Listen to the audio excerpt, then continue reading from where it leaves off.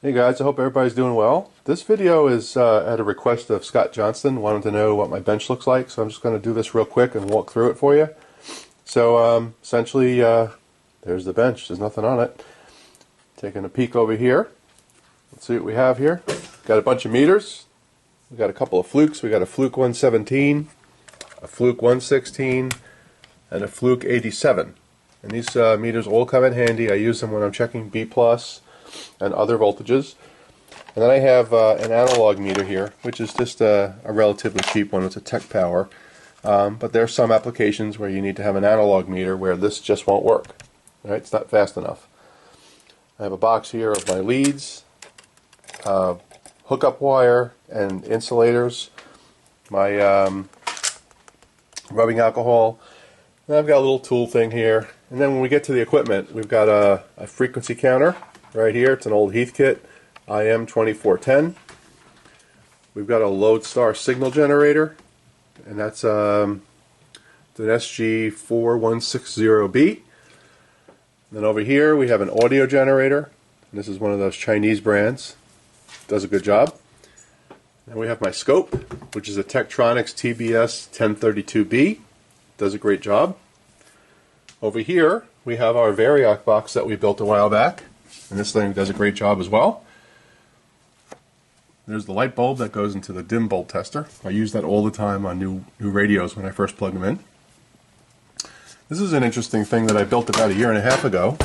This is a electrolytic capacitor decade box. So it'll allow me to quickly hook up capacitors into a circuit if I need to, just to check it. And you'll see I've got all kinds of values here. 47 and 22s, and I have 10s, 8s, 30s, 80s, 100s. And I've got a meter here, and obviously it's very easy to discharge the caps, which is really good. And I can actually see what's going through it. So just got to make sure you observe polarity. So this was an easy little build, nothing to it, right? But I do use that as well. There's my isolation transformer down there. That's what I have this plugged into, right there. Then I have my soldering iron, which is a Hakko FX951, and I love this thing. It's great. I don't know that. Hold on. I don't know what Alexa's saying there. But I use this all the time, and I've got multiple tips that I can use for it. So if I need something that's going to really be beefy, like I want to solder to the chassis, I can use this one. And I've got fine points and other ones, so this thing does a really good job. And then I have a little computer up here, which I can use to reference schematics, right? And that's up here, and I've got a keyboard and mouse there. And then taking a step back, I've got my magnifier light. Everybody needs one of these at our age. And here's my camera tripod. Obviously I'm not using it right now because this thing's waving all over the place, but I've got a tripod mounted right there. And that's how I do that. And then underneath I have some drawers here. And I've got wire and resistors and capacitors and all kinds of stuff. I've got a little bit more over here. So I've got everything available that I need. There's some heat shrink and some wire, and that's all my tubes, or half of my tubes. So I have everything available where I need it.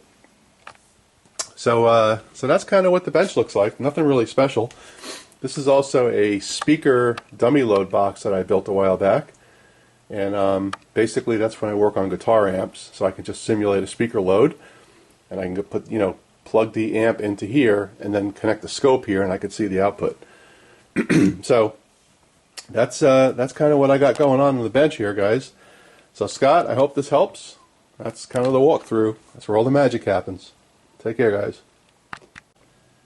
One other thing I'll show you is I find this really useful. For all of my leads, like my meter leads, I just put them in a little medicine bottle like this, and it kind of keeps things organized and neat. And you see here, that's the biggest struggle with this stuff is all the wires. So I kind of keep everything separated, and I take them as I need them. There's leads, and over here we have some clip leads. There's my foot. There's some clip leads right there, and we've got more. And they just kind of fit in this box when you're not using them, and keeps it neat. So maybe that'll help you. All right, take care, guys.